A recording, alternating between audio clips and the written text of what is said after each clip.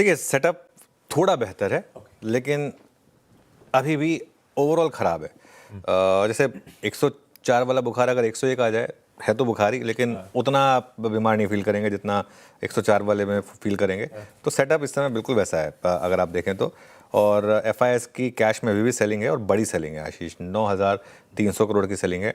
अब इसमें एक चीज़ जो हमें नहीं पता, ये कल का निफ्टी का इंटरडे रखिएगा। अब ये चीज़ हमें नहीं पता, ये सेलिंग पहले कल का निफ्टी का इंटरडे और कल का एफआई का नंबर रखिए, फिर बार पे आएंगे। अब ये जो सेलिंग है ये फर्स्ट हाफ में हुई है या ये सेलिंग है ये सेकेंड हाफ में हुई है? ये क्यों इंपॉर्टेंट है? क्या रिकवरी का फ़ायदा उठाकर एफआईएस ने सेलिंग की है, या फिर पहले बहुत ज़्यादा सेलिंग हो गई थी एफआईएस की, 15,000 करोड़ तक का नंबर हो चुका था, टुवर्ड्स द एंड जो रिकवरी आई उसमें एफआईएस ने पार्टिसिपेट किया? ये अभी आवर बाय आवर तो डेटा में पता नहीं है, तो हम सिर्फ अंदाज़ा लगा सकते हैं। ये मान के चलें कि एफआईएस ने शायद रिकवरी में अपना माल छोड़ा है क्योंकि वो वैसे ही बेच रहे हैं। तो ये एक अजम्पशन है, हम गलत हो सकते हैं, लेकिन ठीक है। अब आइए उन बार्स पर, वो आपको क्लियरली बताएंगे कि अभी भी एफआईएस की बड़ी सेलिंग है और डीआईएस की बड़ी बाइंग है, जो हम लगातार देख रहे हैं। 12,600 करोड़ के करीब की डीआईए की बाइंग है और 9,366 करोड़ के करीब की एफआईए की सेलिंग आपको इस समय देखने को मिलेगी। अब आते हैं हम 12 दिन में 77,000 करोड़ की सेलिंग, मतलब 6,400 करोड़ पर डे का एवरेज हो गया। ठीक है, इस तरीके की सेलिंग है। इंडेक्स फ्यूचर्स और स्टॉक फ्यूचर्स में बाइंग है, लेकिन 1784 करोड़ की इंडेक्स फ्यूचर में बाइंग है और 556 करोड़ की स्टॉक फ्यूचर्स में बाइंग है। 10 फरवरी के बाद की सबसे बड़ी बाइंग है इंडेक्स फ्यूचर्स में। ये अच्छी चीज़ हुई है विद इन इंडेक्स फ्यूचर्स, क्योंकि सेलिंग ज़्यादा निफ्टी में थी तो कवरिंग भी ज़्यादा निफ्टी में है। 1700 करोड़ की निफ्टी फ्यूचर में बाइंग है। बैंक निफ्टी में वैसी सेलिंग कम थी तो यहाँ बाइंग भी कम है 85 करोड़ की, वो आपको टेबल में दिखाई दे जाएगा।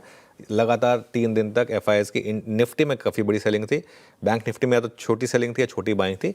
इस वजह से कल जो रिकवरी आई, शॉर्ट कवरिंग आई, वो निफ्टी में ज़्यादा आई। लॉन्ग शॉर्ट अगर आप देखेंगे तो 6,200 लॉन्ग ऐड हुए और 5,560 शॉर्ट कट हुए।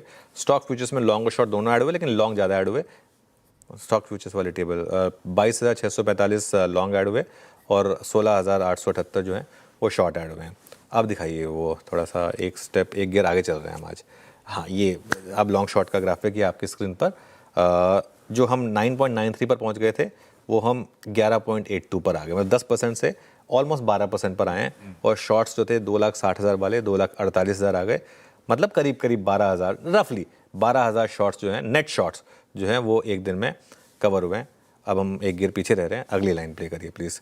और इंडिया विक्स जो है वो 21.6 पर आया, यानी कि 4.6% नीचे। और पुट कॉल रेशो जो है वो इम्प्रूव हुआ, 0.75 से बढ़कर 1.04 पर आया पुट कॉल रेशो। बैन में कोई अपडेट नहीं है, ना कोई एंट्री ना कोई एग्जिट, और 2 स्टॉक्स एज इट इज़ जो बैन में बने हुए हैं। ये तो मुझे लग रहा है कि अब चिपका के रख देना चाहिए। ऑलमोस्ट हर बार यही हो रहा है, बस 2 स्टॉक्स बैन में बने रहते हैं, सेल और सम्मान कैपिटल।